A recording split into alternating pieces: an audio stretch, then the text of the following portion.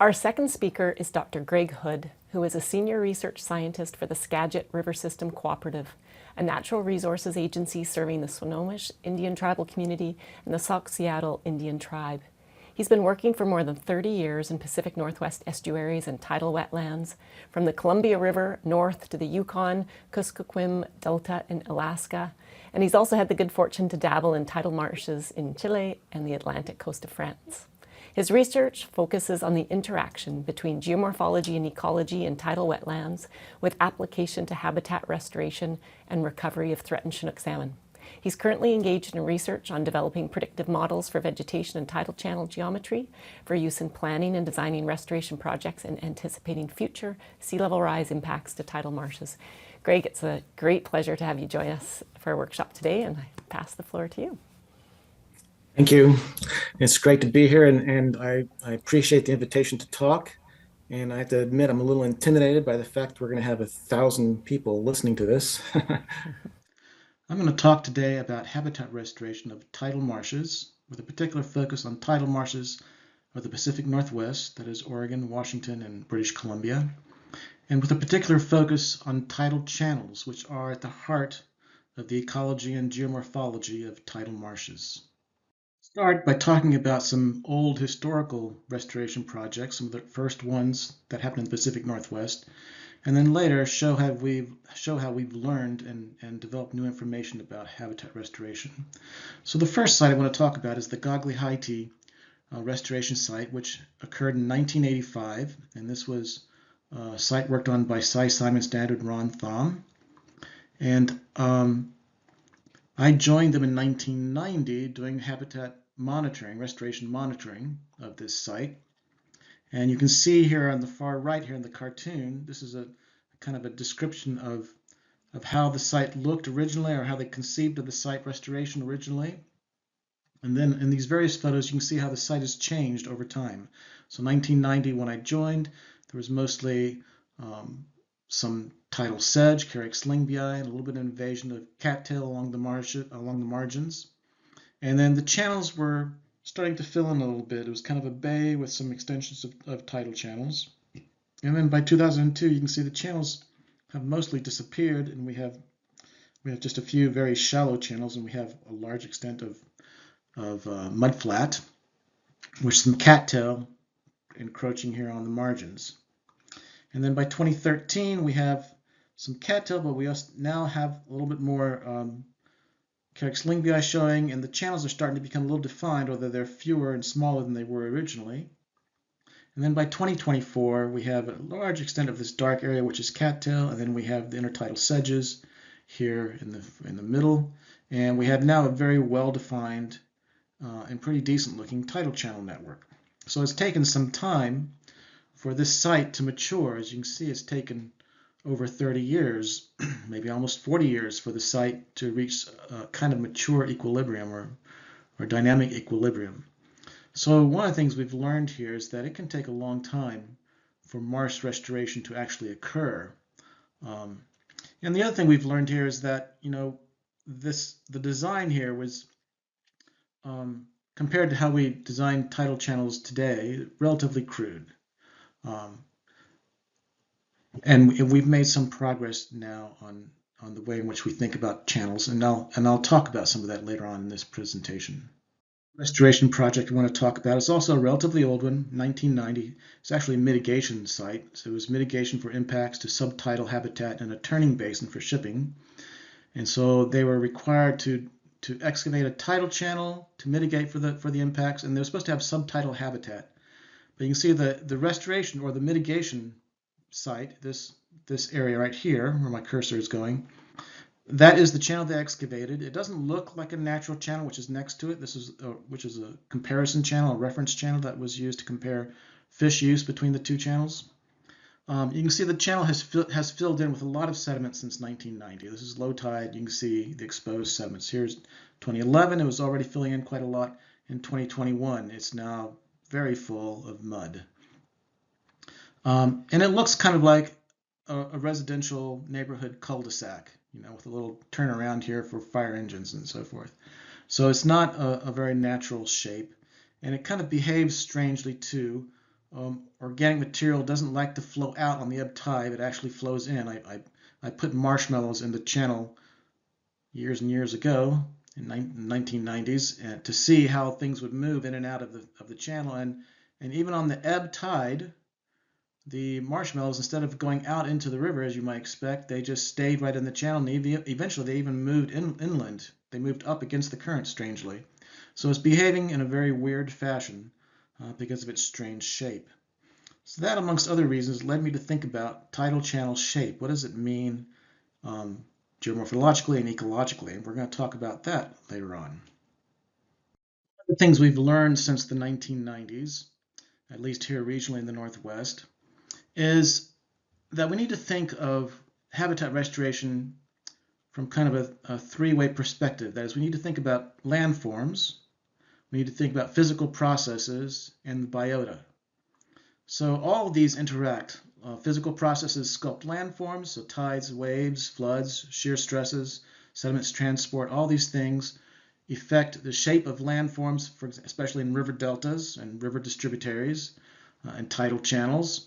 And then those in turn all affect biota, vegetation, fish, wildlife, detritus and large wood, which are kind of remnants of biota.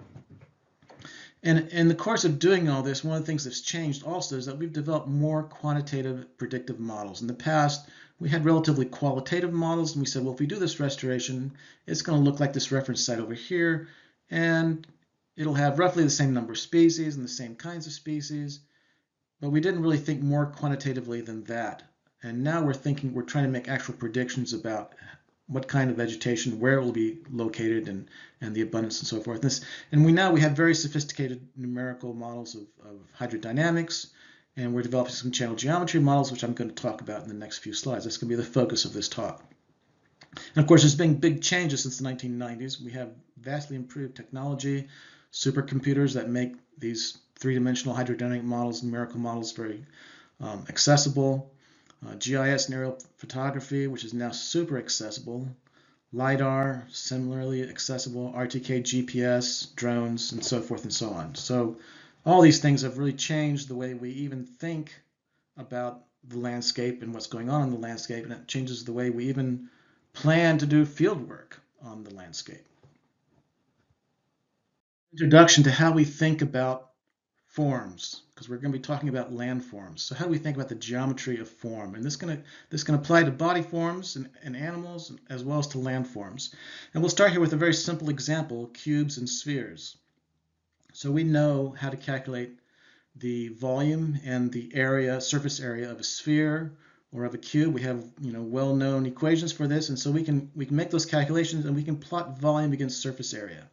And when we do that, we get these curved lines. And we can fit an equation to those curved lines. There's a power function, which means that there's the x variable is raised to a power, here 2/3. And here's the general equation. Area is a function of volume to the 2/3 power with this constant. And so that's all very lovely. But if we do a log transformation, either of the data or of the axes, one or the other, we now get these curved lines to look like straight lines. So it's the same power function, it's just they look different because we've changed the nature of the axes.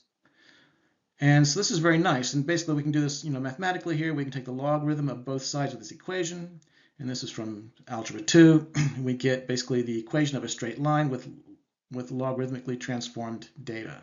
Okay? And what you can see very clearly is, first off, is that we have parallel lines. So that's the nice thing about having straight lines. We can see these are parallel, which is not so clear when you have curved lines. They have the same slope, which is the power function. Over here, you can see in this equation is 2/3 is the slope of the line.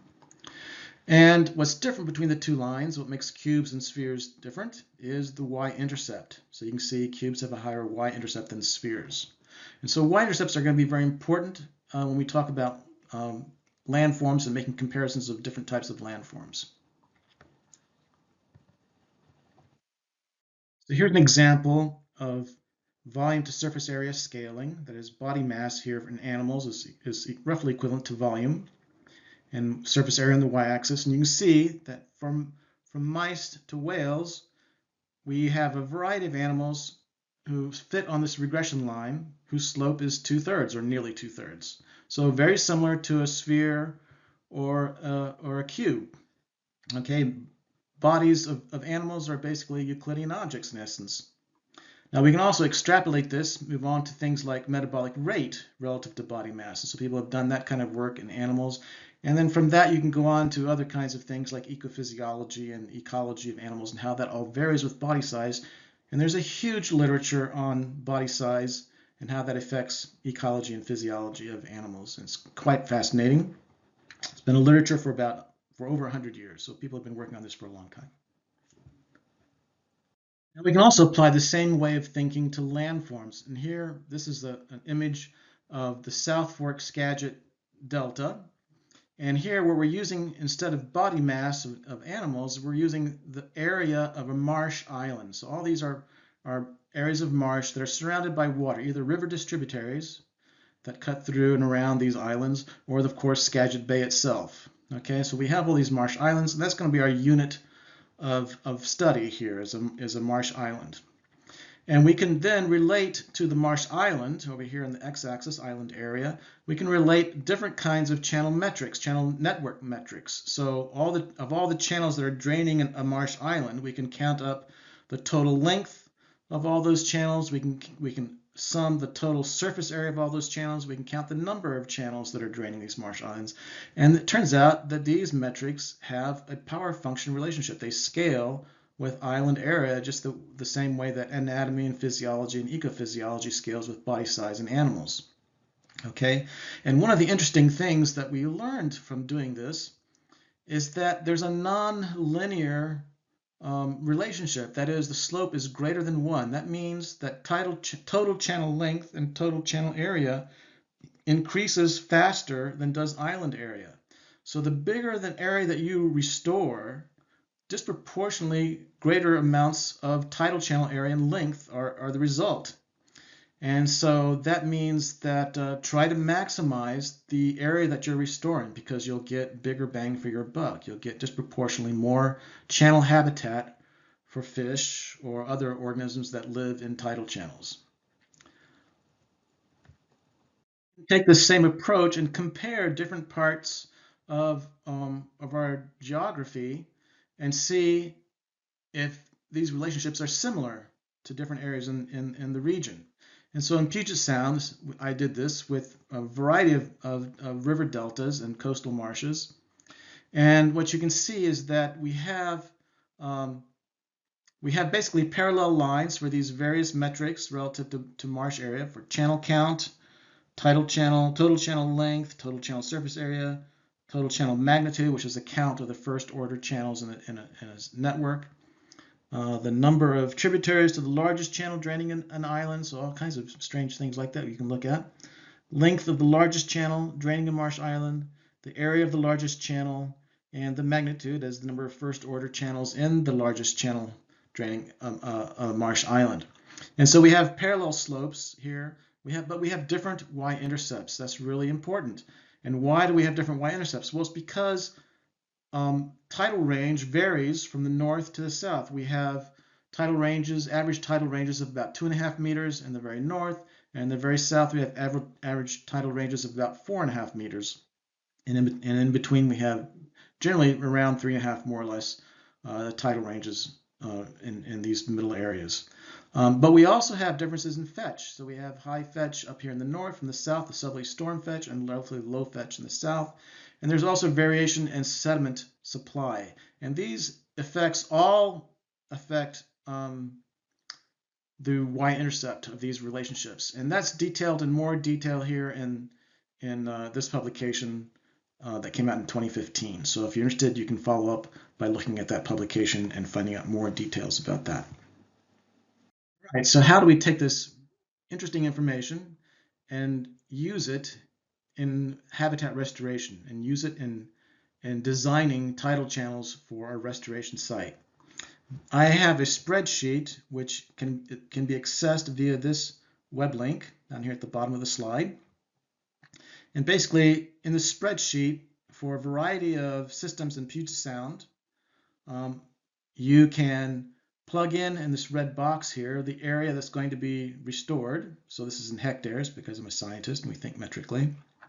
And then it spits out channel count, length in meters, maximum channel length of the largest channel, magnitude of the largest channel, or total magnitude, and magnitude of the largest channel, total surface area of the largest channel, and so forth.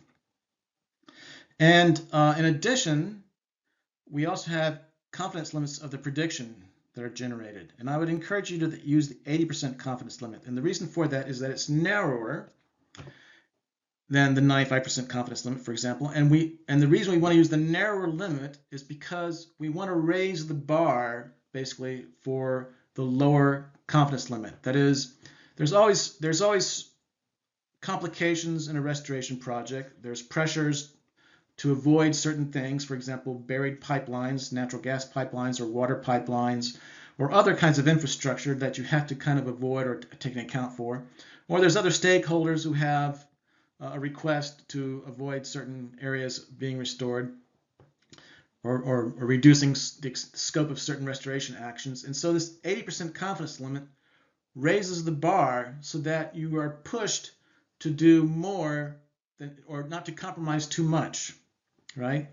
And of course, we also, if we had 95% confidence limits, our restoration site would be designed as to be not kind of representative of the bulk of the tidal marshes out there. They'd be kind of on the edges, on the extremes, either very high or very low. We really want something that's fairly representative of what a natural site looks like. So that's why I'm encouraging people to use at least the 80% confidence limit. Now, it's kind of an arbitrary choice. You could also choose the 75% or the 70% confidence limit. That would bring you even closer in towards the mean prediction. But the point here is really to try to raise that bar, try to meet at least that bar, not have a lower bar. Let's pressure ourselves to do better, basically. Or allometric scaling in habitat restoration, or if you just are unaware that it exists, right? So here's some work that I did back in 2015 where I looked at historical restoration projects and I compared their channel networks relative to reference marshes. And so we see here in these slides, the dark points are reference marshes, and the white or open circles are restoration projects. And that's for the Lower Columbia River Estuary, Youngs Bay, which is near Astoria, the South Fork Skagit Delta, North Fork Skagit Delta, the Snohomish, the Quilcene, the Duckabush and the Stillaguamish, and the Union River. And so what you can see here is that there's only a few exceptions where we actually meet the reference condition when it comes to the channel outlet count, that is the number of tidal channels that are draining from a site. And so in the Columbia River, for example, these two projects I'm familiar with, one had really high quality and outstanding maps from the 1880s, where a surveyor did a fantastic job and he had great detail on the tidal channel networks there. And so they designed the project to match up with that historical information. And of course, it fits very nicely with the reference conditions. The other site that's up here that also fits the reference conditions very well had very good LiDAR data where you could see old channel scars in the topography. And so you could count how many channel outlets there should be. And they also designed their restoration to match that LiDAR information. And so they fit very nicely there. And some of the very small sites where you only expect one or two channels, those are fairly easy to match, of course. It's the larger sites where people seem to not appreciate how many tidal channels are actually in some of these very large marshes. And so we typically tend to underestimate by a factor of 5 on average the number of tidal channels or number of dike breaches that we should be excavating and having drain from a site. And so that's pretty significant, because you can imagine that a fish is in a distributary channel going by your restoration site, and if it has only 1/5 of the opportunities to enter your site, then there's going to be plenty of fish that are going to miss that opportunity. And so you're doing a restoration project, and it might be a wonderful, lovely restoration project with a lot of value for fish, except they can't get to it, or they have reduced access to it. And so it's not really as beneficial as you might imagine it being. So it's quite important to have high accessibility to your restoration site. And this indicates how we've been underestimating our ability to maximize that connectivity to the restoration site. Here's another couple of examples of what can happen when you are unaware of the effects of allometry. So this is the Fur Island Farms Restoration Project in the Skagit Delta, and then the Cooperative on the right here in the Snohomish Delta. And in both of these sites, there's a strong deviation from allometric predictions. So in both sites, there's only one outlet from the sites. These are pretty large sites. I think it's 150 acres for Fur Island or thereabouts, and around 300 acres for Cooperative or thereabouts. So both sites only have one outlet, and they should have a dozen or a couple of dozen. And they also only have 1/3 of the total channel length that's predicted by the allometric equations. So both sites, it turns out, are mostly unvegetated 8 years and 9 years after the restoration. And they both have a lot of Cotula corynophifolia. That's brass buttons. It's an invasive plant from South Africa. And it has seeds with a mucilaginous coating that help the seeds stick to the sediment. And that's relevant, as you'll see in the next few slides here. Here's a picture of Cooperative at low tide. And this low carpet of vegetation here is actually brass buttons. And you can see a little bit there, the yellow flowers. That's why they're called brass buttons. And then at slightly lower elevation, there's not even brass buttons. There's just some mud and some water. And what we should be getting is a lot of the sedge that we see here in the corner, like the Carex lingbii. That's the typical native and characteristic plant of tidal marshes in the Northwest. Here's a picture of Fur Island Farms in the top, and you can see similarly unvegetated for the most part. There are some vegetated areas around, but I'm not showing pictures of those. They're kind of in the margins. And you can see on the right image that that's also brass buttons growing there. Now below that is the Zisaba restoration site in the Stillaguamish Delta, and you can see just this meadow of Bulbochinus maritimus, of maritime bulrush, and this happened 2 years, the second summer after restoration. So that's what it looked like, the second summer.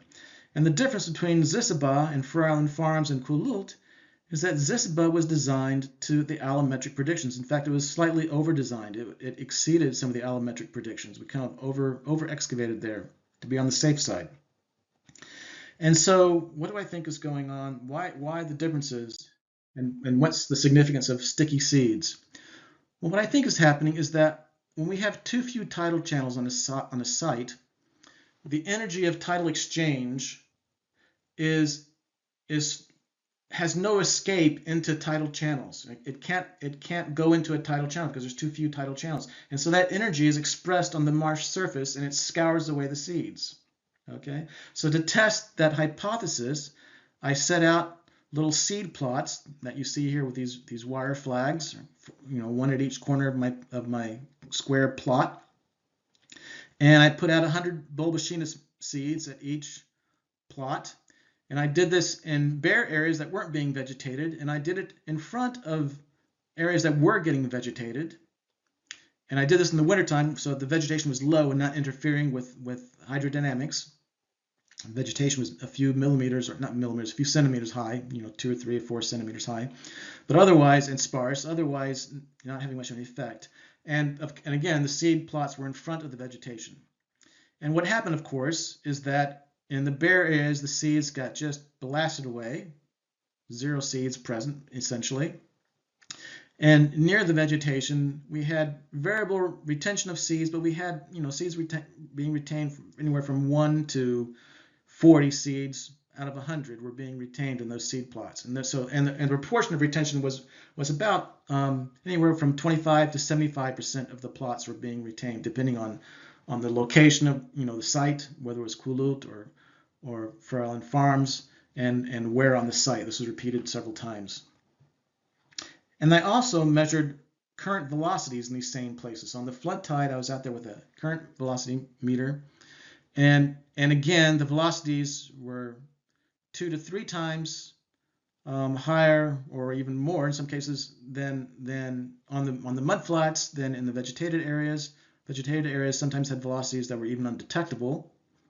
And so that also was consistent with the hypothesis that there's higher energy flows where there's less vegetation. Another thing that I noticed when I was out there measuring the velocities as the water came in on the flooding tide is that the tide doesn't advance in a uniform front. There's all this microtopography, as well as the macrotopography of tidal channels. There's all this microtopography that causes the tide to move in as a kind of an amoeboid movement. So water is coming in from different directions over the marsh surface, and that can be accentuated by excavation of tidal channels, of course. And what I saw out there is that I could have water coming in from an overflowing of a bank top and then water coming up the topographic gradient of the marsh, and they would meet at opposite vectors, basically, in what I would call the null zone, where the vectors were canceling out and you're getting zero velocity water, and that's where you also tended to see colonizing vegetation. And so I think when you excavate a lot of tidal channels, you increase the opportunity for null zones to develop. And of course, if you have meanders in your tidal channels, that can also contribute to null zones. And that allows the seeds to settle out. We started this talk talking about landforms and kind of geomorphology. And then we moved on a little bit to some of the biological implications. I want to now go more in depth into the biological implications of landform with an example here from my dissertation work in the Chehalis River system here between Cosmopolis and Montesano. This is a tidal freshwater swamp. So it's a tidal floodplain dominated by Sitka spruce and shrubs. And we have some very large tidal channels here. Preacher Slough, which is about 8 kilometers long. Blue Slough, it's about 5 kilometers long. Moxchuck, Elliott Slough, Higgins Slough, Peel Slough. And then these other smaller sloughs that I named, so you won't see these on a map. And what I did in this system, I was interested in detritus that fell into the sloughs, into the tidal channels, and then was exported. And one of the reasons for that is that fish in these systems eat a lot of aphids, and the aphids are growing on intertidal sedges, Carex lingbii again, that line a lot of these tidal channels, and the winds or the waves will cause the sedges to wave and brush against each other, the leaves of the sedges, and aphids will drop off and fall into the water, and fish will just chow down on these things. And you can see in a small tidal channel that there was kind of a thin whitish film on the surface of the tidal channel, whereas in very large tidal channels like Preacher's or Blue Slough, you couldn't see that at all. And so it occurred to me that these insects, including other things like flies, like chironomid flies and dolichopodid flies and so forth, were also falling in from the margins. And if they're falling into a narrow channel, then that allophonous input is concentrated. But if they fall into a very wide channel, then that input then gets dispersed over the surface and it's much lower density. And so, of course, there's a perimeter to area scaling that occurs just with the forms. And so presumably that might also affect the scaling of the densities of allophonous inputs in these channels. So I would catch them with a net that I designed that looks like an oil containment boom, except it's porous. It has netting. It has a lead line, and it's only a few, it's 25 centimeters deep, right? So it's only skimming things off the surface. So the idea was to skim things that were floating on the surface of these channels and then quantify that. And so here we go. Here's the results. Here's aphids again, density of aphids, density of chironomids, density of ceratopagonids, biting midges, and all the other diptera, which together collectively are similar in abundance to the chironomids. These are important food items for juvenile salmon and other small fish. What we see here is this 2 different sampling efforts, 2 different years. That's what the different symbols represent. And what we see here is that the smaller channels have higher densities of food, just as we expected. And then there's roughly a log, log that is a power function relationship that best fits that data. So a nice scaling relationship. And it also suggests to us that these small channels, which we kind of overlooked as being unimportant because they're small, right? Small, it can't be very important. Big has to be very important. But these small channels actually have higher density of food for fish. So we should not neglect these small channels. They are also very important. Now here we're looking at surface flow velocities relative to channel size. So outlet width was an indicator of channel size. Of course, big channels are very wide, small channels are narrow. And this is actually, there's a long history of hydraulic geometry being applied to fluvial systems that relates discharge to channel cross-sectional dimensions, depth, width, and area, as well as velocities. And so this can also be applied to tidal systems, and you can see that we get relationships between channel size and velocities. And this is for the Chehalis and also for the Skagit Delta recently, that we did some work in there measuring that. And then you can measure velocity along the length of a channel, distance from the channel, and then up a tributary here. And there's not a good relationship when you just think about it from distance. But when you look at it from the point of view of channel width, then it doesn't matter if you're a tributary of the main stem, you're all in the same relationship, right? And so one of the things I did out here is I wanted to see how long it took a lot of this material, once it fell into the slough, to exit the slough. And so what I used as a model is I used party fun mallows. These are marshmallows that are small, and they come in 4 different colors. You can still buy them in the grocery store. They come in red or pink, and green, orange, and yellow. And so I sorted them by color. I had thousands of each color, and then I would deposit them in different locations in the tidal channel. And here's Blue Slough, which is 5 kilometers long, and I put them in these different locations, and then I timed how long it took for them to come out, and I also looked to see where they wound up at low tide. And so the marshmallows that I dropped in here at 0.4, relatively near the outlet, they all escaped, and I had my net trapped across here so I could trap them too. So they all escaped, and I can quantify them, and I got all of them. They all came out. And then the ones I dropped here at 0.3, a lot of them escaped. That's this small dashed line. But some of them wound up being trapped around in here where I released the other marshmallows. So here at 0.4. So some of them got trapped, but a lot of them escaped. Those I released at 0.2, they never escaped. They basically got trapped at this bend here. And the same with those I released further in at 0.1. And so what's going on here is that as the tide starts to ebb, it picks up speed, but these marshmallows here at the head ends are moving slowly because it's a small channel. As they go down the channel, it picks up speed because the channel gets wider, and also in about mid-tide, we're reaching kind of maximum velocities. And then as we get near on the downswing of the tide, it starts to slow down, and then the tide comes to a stop at low tide, and then the tide reverses. So things that fall in the channel near the head ends never escape. In fact, things might accumulate in these small channels because things never escape. They float back and forth, and then at some point they sink and they settle into the sediments. So what I wanted to do is check out the organic content of the sediments and how that varied with distance or from the mouth or with channel size. So before we get there, here's the recovery of the marshmallows. This is the percent recovery with distance from the outlet. And you can see that if you're really close to the outlet, if you're in a small channel, close to the outlet, you get high recovery, and as you get farther from the outlet, you get lower recovery, and also in smaller channels. So there's a long channel size relationship and between channel size relationship. And then here's the organic material in the sediments. So I took sediment cores in different parts of the channels and small and large channels. This is Blue Slough again, where we have our tributary up here with the hatch marks and our main stem with the open circles.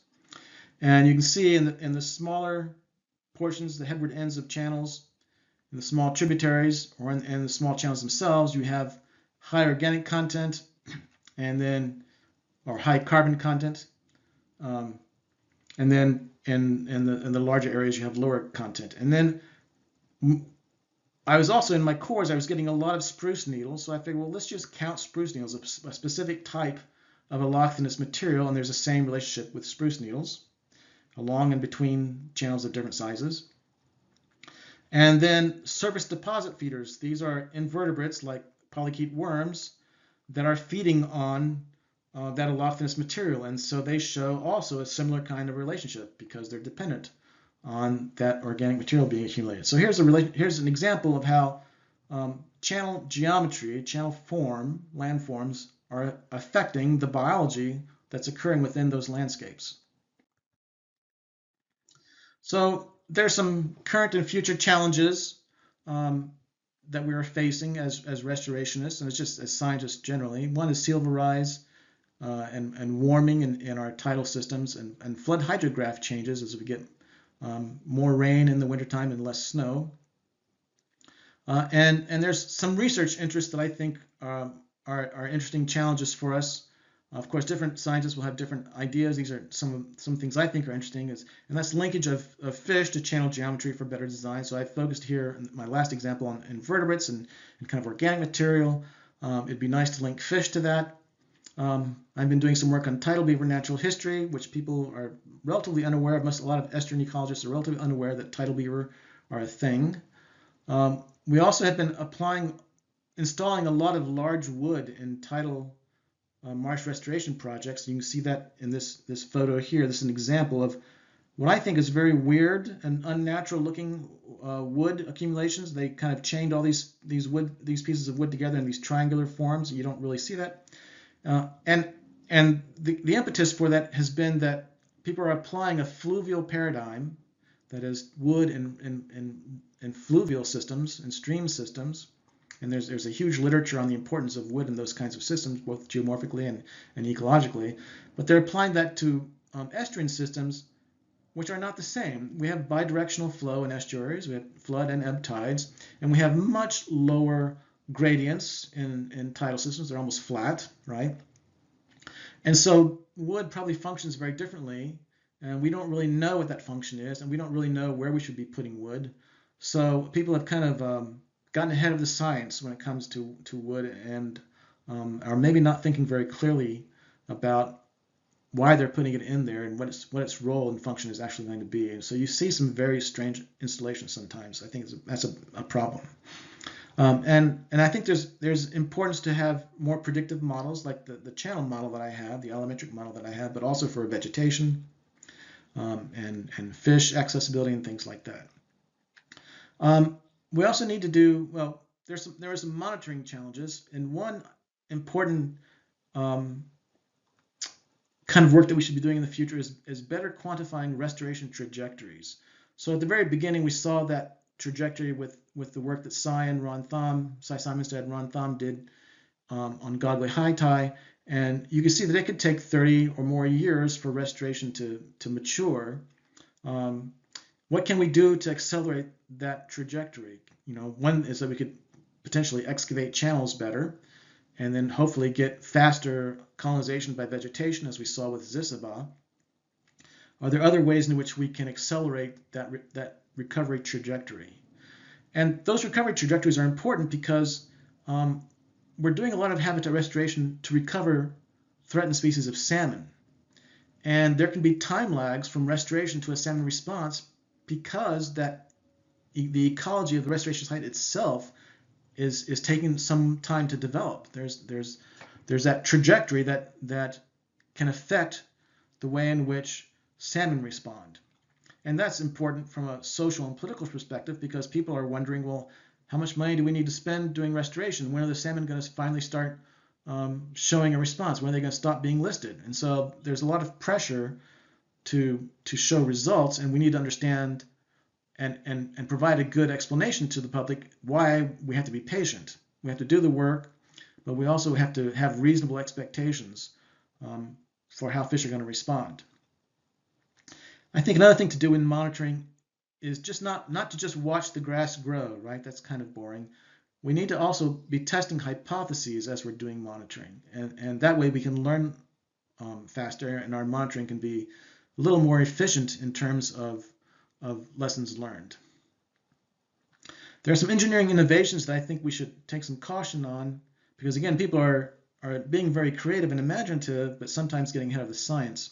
And so, for example, there's frequently the use of vegetation mounds to dispose of sediments on site. So basically we have a lot of sediment that we need to get rid of because we're excavating all these channels. What do we do with all this sediment? It's expensive to move it off site.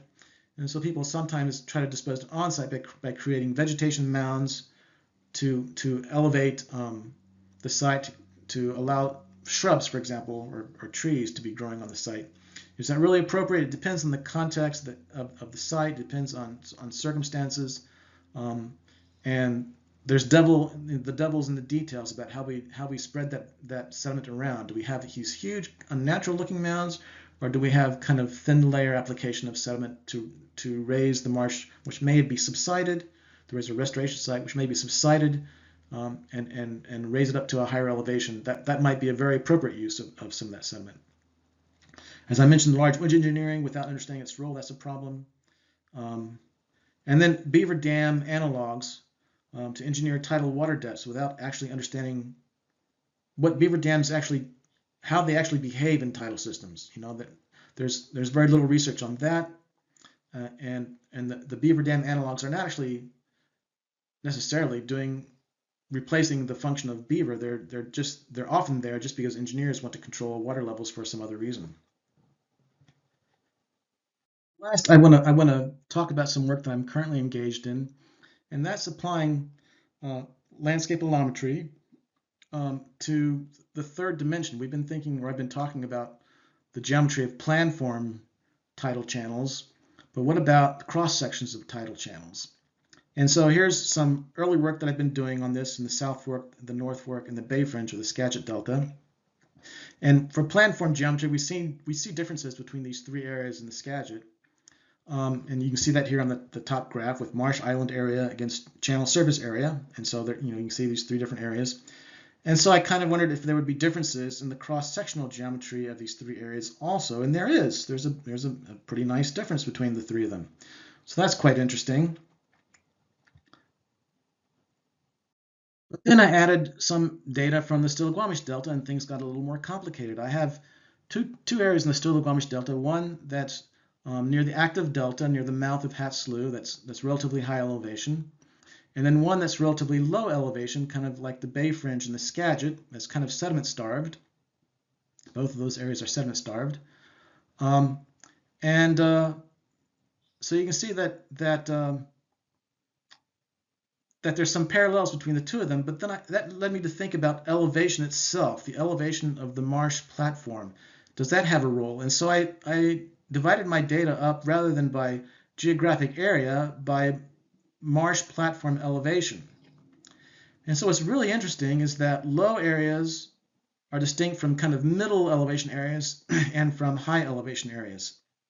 So our cross-sectional areas have very distinct relationships compared to outlet width for these three different marsh elevations. And here's an example of some cross-sections, some surveyed cross-sections, where we control for width. So on the left here, these things are all about 14 to 15 meters in width. On the right, all three of these are about 6 meters in width, the channels that is. And but there are different elevations. Our marsh surfaces here, you can see on the aprons here of the cross sections, are different elevations. So the high elevations are kind of U-shaped, especially for the narrow channels. And when you get to very low elevations, you have this very broad and wide channel that's of course pretty shallow. And so, for example, when you're walking out in the Bay Fringe of the Skagit, these channels can be maybe ankle deep to shin deep, but they can be 30 meters wide, right? And so what I think is going on here is that low elevation, as the tide drops, and the tide can be up here at 2 meters high or higher, 2 meters NAVD 88 or higher. As the tide's dropping, it's just flowing directly into the bay. It's not having much interaction with the surface of the marsh platform. And so for a large part of the tide, at low elevations, there's no interaction with the marsh platform. And then towards the end of that tide, Then it starts to interact with the platform and starts to scour a little bit. By that time, it's lost a lot of its energy. And whereas, at higher elevations, we have interaction with the platform by the tide for a long period of time, and so we have a lot more erosion occurring in those areas. What does this cross-section allometry information look like when we apply it to the real world, when we're thinking about the real world? Here's an example where we're comparing the Bay Fringe Marsh in 1937 from 2004. And in the 1950s, distributaries to the Bay Fringe were blocked off, cutting off the Bay Fringe from sediment supply from the river. So it became sediment starved and started to erode. And we see here in 2004, it's eroded quite a bit. This dashed line is the same dashed line as in the image to the left here in 1937. That shows you the seaward extent of the marsh. And so you see it's retreated quite a bit here. This light pink is low elevation Chenoplectus pungens marsh, and this darker pink is Carex lingbii marsh for the most part, and some other things. And you see in 1937 we had some pretty well-defined tidal channels that look pretty decent, but as the marsh is eroded away and loses elevation, those channels start to disappear, and we have just very shallow channels out there right now. And this picture on the right here shows marsh pedestals. This is the Carex lingbii old historic 1930s era marsh surface essentially, whereas what's below it here is the Chenoplectus pungens marsh that's at lower elevation. And so the marsh is eroding. We still have marsh left, but it's at lower elevation. It's still vegetated, but it's with a different species. And our channels are now, at lower elevation, and so they're much more indistinct than they were. Now we're having kind of the reverse thing happening in the North Fork, where we have a river avulsion, and we're having new sediment being delivered to what was previously low elevation marsh. And there we have blind tidal channels that are growing because the marsh is rising in elevation. And so the channels are getting bigger and more distinct as the marsh builds up around the channels. So we can see this going both forwards and backwards, basically, on like a loop, a time loop, either in the South Fork or the Bay Fringe, and the North Fork. Cross-section information, of course, is important for channel design, for habitat restoration, but it also has implications for sea level rise and how marshes are going to respond to sea level rise. I can imagine that if we don't have compensatory sediment accumulation, our channels are going to become more and more indistinct as sea level rises. For those of you who might have questions, you can email me at ghood@skagitcoop.org, and I can also send you PDFs if you can't find them online of some of my research papers. Thank you. That's great, Greg. Thanks. You've touched on a whole bunch of different points that are popping up in our Slido around beavers, around the application of wood, and monitoring, which is an important topic that in all areas of restoration we need to sort of have front of mind, because we need to be learning. Yeah, I see that beaver do. question there, and again, I caution people about applying a fluvial paradigm to a tidal system. I think we don't really understand how beavers in tidal systems, especially their dams, how they function relative to a fluvial system. The processes may be very different. And so I caution about, like, I'm excited, I'm glad people are excited about it, but I caution people about getting ahead of the science sometimes, right? Like I've had friends say, well, we should just be reintroducing beaver to a lot of systems. Well, you might already have beaver there, and maybe adding more beaver might be causing harm because you might be increasing conflict between the populations within the system. So first find out, are there open habitats for beaver or not? Are they already filled up? So yeah, anyway, great points. You've touched on I think a whole number of areas that need more research around wood and estuaries, beaver and estuaries, and so many more. So we super appreciate you sort of spurring those conversations and getting people thinking about those things as they direct their monitoring and research in this realm. To keep us on schedule as best we can, what we're going to do is move into our break for everybody to do a stretch, a bio break. We're going to be holding some of these questions that are popped up in the Slido for Greg, and we'll do our best to revisit those. And Greg will be back as part of our panel later this morning, so we'll do our best to get more input on a number of these topics.